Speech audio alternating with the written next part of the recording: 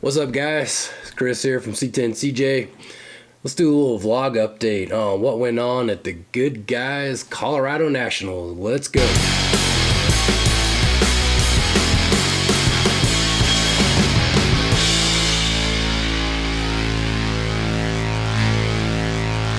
Alright, so if you haven't been following along on some of the other social media channels, C10CJ did pretty well at the Colorado Nationals.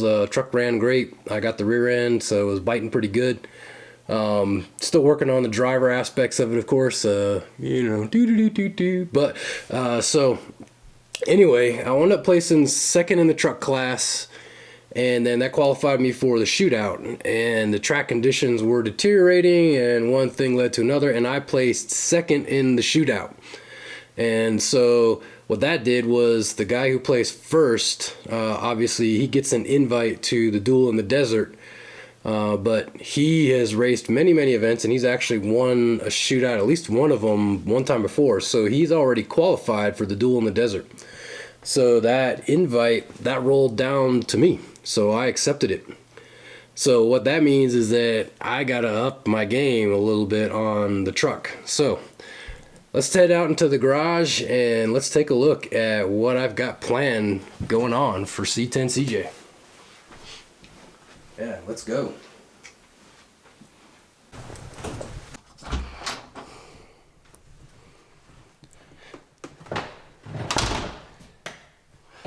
Alright, there is C10CJ. Yep, up on jack stands. Alright, so let's talk about the first thing to go. Yep, that's those guys. So tires, yeah, those Nitto 555s, they did pretty well. They're a good street tire, but they got to go. So what are they going to go get replaced with? Well, they're going to get some Rival S replacements. That's right. So I've got a set of, oh yeah, back there. We're going to go from a 295, which, you know, hangs out a little bit into the bed, to a 335. So 335 is going to sit somewhere over in here, so about 2 inches wider. That's going to help out hopefully with the grip of the truck in terms of axial grip, or, you know, launch. And then from there, you know, just the fronts, getting better grip on the fronts. Gonna do tires, and I'm gonna do the spring rate on the front coilover. So I'm gonna increase spring rate by about 100 pounds an inch. That'll help out with the grip in the front, should anyway, because I'm actually pretty light on the spring rate. So, and then the other thing I'm gonna do is I'm gonna move my battery. All right, so we're gonna take the battery out of here. Actually, I already have the little cage that I made unbolted for it. So battery's ready to come out, and what I'm gonna do is I'm gonna move it back here into this area here. So I've actually got this cross member sitting in here, and I'm actually surprised that it's still there, because I did move the truck around and that didn't fall out. But anyway, so this space right in here is definitely wide enough for the battery to sit right in there. So I'm going to go ahead and move the battery back to this area, so that'll help get some of that weight off the front. The other thing I'm going to do is in this same area, so probably on the other side over there, I'm going to move my trans cooler. That's not a lot of weight, but when I originally did this, I stuck it down here, and I'll do through the magic video, you'll see it a little better, but that's it right there. I did that just out of a quick whim to get going last year at Goodguys. So yeah, what I'll do is I'll move the battery and the trans cooler. That'll be about 50 pounds of weight movement that I can get to somewhere in the middle of the wheelbase versus overslung in the front.